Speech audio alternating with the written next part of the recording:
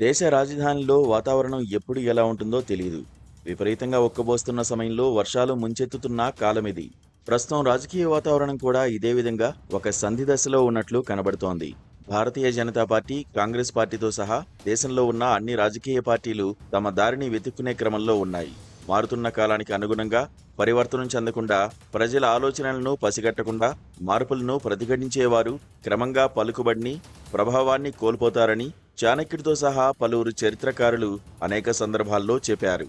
ఇప్పుడు రాజకీయ పార్టీలు, నేతలు తమను తాము మార్చుకునే క్రమంలోనో, మార్పుకు సిద్ధమవుతున్న క్రమంలోనే ఉన్నట్లనిపిస్తోంది. ప్రధానమంత్రి నరేంద్ర మోదీ ఉండగా భారతీయ జనతా పార్టీకి మరో బ్రాండ్ అంబాసిడర్ అవసరం లేదు. బీజేపీకి బలం, ఆత్మస్థైర్యం ఆయనే.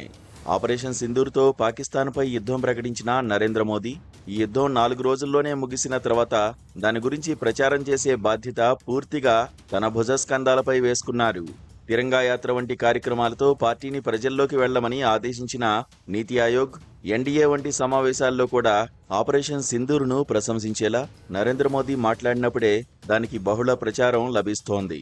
ఎందుకంటే పాక్పై యుద్ధం ప్రారంభించేందుకు, దాన్ని ముగించేందుకు కర్మ, కర్త, క్రియ నరేంద్ర మోదీయే. యుద్ధం ముగిసిన తర్వాత ఆయన స్వంత రాష్ట్రమైన గుజరాత్లో 2 రోజులు పర్యటించారు. ఈ నెలలో బీహార్, పశ్చిమ బెంగాల్, ఉత్తరప్రదేశ్, సిక్కిం, మధ్యప్రదేశ్లో పర్యటించనున్నారు.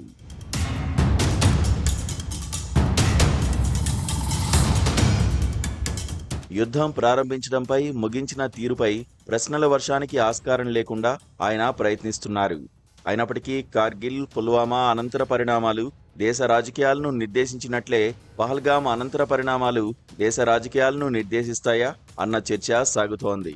1999 ఏప్రిల్ 17న వాజ్పేయి ప్రభుత్వం కేవలం ఒకే ఒక్క ఓటుతో అధికారం కోల్పోయింది.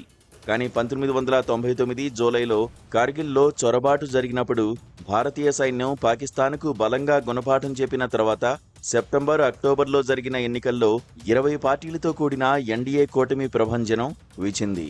303 స్థానాలతో అధికారంలోకి వచ్చిన ఎన్డీఏలో 29 సీట్లతో తెలుగుదేశం కీలక భాగస్వామిగా నిలిచింది. కానీ యుద్ధం వల్ల వచ్చిన ఊపు పెద్దగా నిలవలేదు. 1999లో బీజేపీకి లభించిన 182 సీట్లు 138కి పడిపోయాయి. మెజారిటీ కేంద్ర మంత్రులు ఓడిపోయారు. ఆ తర్వాత 10 ఏళ్ల పాటు యూపీఏ ప్రభుత్వం అధికారంలో కొనసాగింది. యూపీఏ ప్రభుత్వాన్ని గద్దెదించి 10 ఏళ్ల పాటు అధికారంలో కొనసాగిన నరేంద్ర మోదీ గత ఎన్నికల్లో 240 సీట్లు సాధించినప్పటికీ తన ప్రభావం కోల్పోలేదు. కాంగ్రెస్ 99 సీట్లకే పరిమితం కావడంతో ఎన్డీఏ భాగస్వామ్య పార్టీలు మోదీకి పూర్తి మద్దతు ప్రకటించాయి. తన సారథ్యంలో బీజేపీకి తక్కువ సీట్లు లభించాయని తెలిసినప్పటికీ గడిచిన ఏడాదిగా మోదీ తన ఆకర్షణ, ఆదరణ తగ్గకుండా చూసుకుంటున్నారు. హర్యానా, మహారాష్ట్ర ఎన్నికల్లో బీజేపీ విజయం సాధించడం ఆయన విలువను మరింత పెంచింది. తన స్వభావానికి భిన్నంగా మిత్రపక్షాలను సంతోషపెట్టే ప్రయత్నం చేయడంలోనూ, పార్టీలో అసంతృప్తి స్వరాలు తలెత్తకుండా చూడడంలోనూ ఆయన విజయం సాధించారు.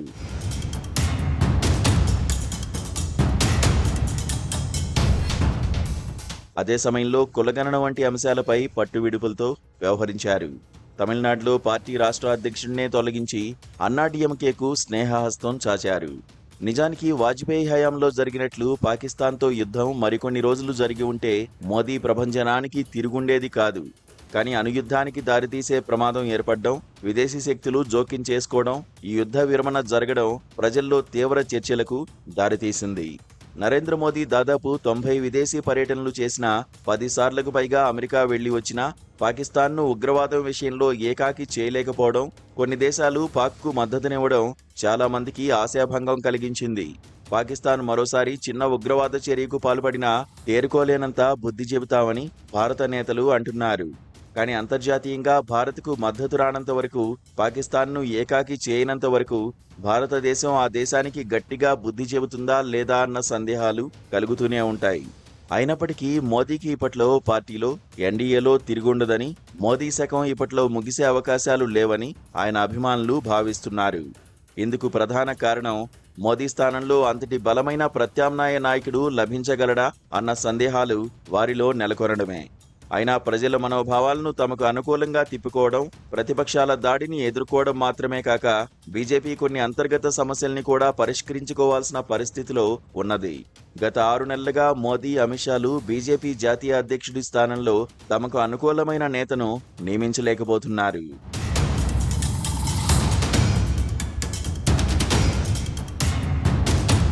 కొన్ని రాష్ట్రాల బీజేపీ అధ్యక్షుల నియామకం కూడా పెండింగ్లో పడిపోయింది.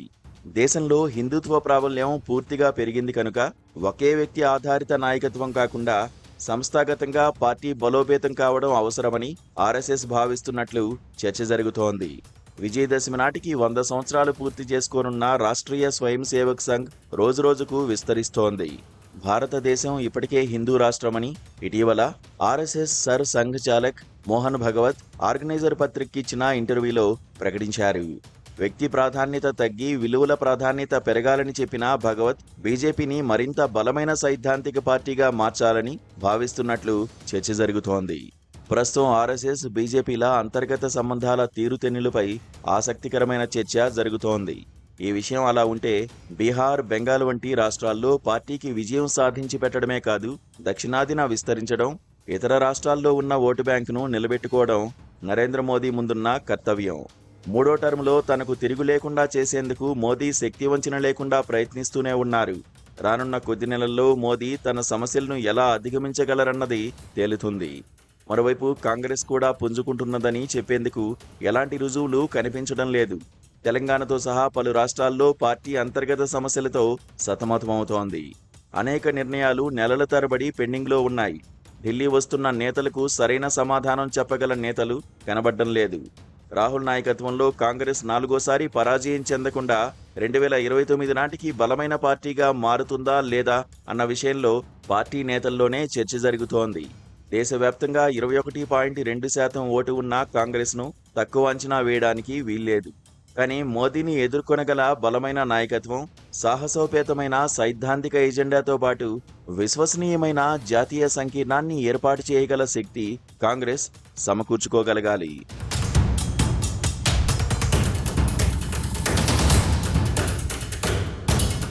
అధికార వికేంద్రీకరణ, జిల్లా స్థాయి నుంచి పార్టీని బలోపేతం చేయడం అవసరం. సామాజిక న్యాయమే ఎజెండాగా ప్రకటిస్తూ కాంగ్రెస్ను బలహీన వర్గాల పార్టీగా ప్రజలు అక్కున చేర్చుకోవాలని రాహుల్ భావిస్తున్నారు. కానీ బీజేపీ శక్తిమంతమైన జాతీయవాదానికి వ్యతిరేకంగా ప్రజలు స్వీకరించే ఒక సైద్ధాంతిక భావనను ఏర్పరచడంలో కాంగ్రెస్ ఇంకా విజయవంతం కాలేకపోతున్నది. రాహుల్ భారత్ జోడో యాత్ర, వివిధ రాష్ట్రాల్లో పర్యటనలు పార్టీని ఉనికిలో ఉండేలా చేస్తున్నాయి. కానీ ఒక సంస్థగా పార్టీ ప్రజల్లో పుంజుకోవాల్సిన మరింత క్రియాశీలక నాయకత్వం కాంగ్రెస్కు అవసరం. ప్రాంతీయ పార్టీలు కూడా పరిణామ క్రమంలోనే ఉన్నాయని చెప్పక తప్పదు. సమాజ్వాదీ పార్టీ, రాష్ట్రీయ జనతాదళ్, తృణమూల్ కాంగ్రెస్ మొదలైన కీలక పార్టీలు తమను తాము బీజేపీ నుంచి రక్షించుకోవాల్సిన పరిస్థితిలో ఉన్నాయి. తమిళనాడులో డీఎంకే తిరిగి అధికారంలోకి రావడానికి రకరకాల ఎత్తుగడ్లు వేస్తోంది. తెలంగాణలో కాంగ్రెస్ నిలదొక్కునేందుకు యత్నిస్తుండగా బీఆర్ఎస్ అంతర్గత కలహాల్లో కూరుకుపోయింది. కురువృద్ధ నేత కేసీఆర్ పార్టీపై పట్టుకోల్పోయినట్లు కనిపిస్తున్నారు. ఆంధ్రప్రదేశ్లో తనకు లభించిన అధికారాన్ని పూర్తిగా దుర్వినియోగం చేయడంలో విజయవంతమైన జగన్మోహన్ రెడ్డి ఇప్పుడు తాను, తన పార్టీ మనుగడ కాపాడుకోలేని ప్రమాదంలో ఉన్నారు. 43 సంవత్సరాల క్రితం కాంగ్రెస్ పార్టీని గద్దెదించి దేశంలో ప్రత్యామ్నాయ పాలనకు శ్రీకారం చుట్టిన తెలుగుదేశం కూడా భావి మార్పులకు సిద్ధమవుతోందని మహానాడు జరుగుతున్న తీరుతో అర్థమవుతోంది. దేశంలో గత 4 దశాబ్దాల్లో జరిగిన అనేక కీలక రాజకీయ పరిణామాల్లో భాగస్వామి అయిన చంద్రబాబు నాయుడు నిర్దిష్టమైన పరిమితమైన లక్ష్యాలను పెట్టుకుని చరిత్రలో నిలిచిపోవాలన్న ధ్యేయంతో అడుగులు వేస్తున్నారు. 1989లో ఎన్టీఆర్ హయాంలో నేషనల్ ఫ్రంట్లోనూ, 1998లో చంద్రబాబు హయాంలో వాజ్పేయి ప్రభుత్వంలోనూ కీలక భాగస్వామిగా ఉన్న తెలుగుదేశం నేడు మోదీ ప్రభుత్వంలో భాగస్వామిగా ఉండడమే ఆ పార్టీ కీలక ప్రాధాన్యాన్ని తెలియజేస్తోంది. తెలుగుదేశం చారిత్రక పైన ప్రాంతీయ పార్టీలు అవలంబించాల్సిన తీరుకు గుణపాఠం అని వేరే చెప్పనక్కర్లేదు.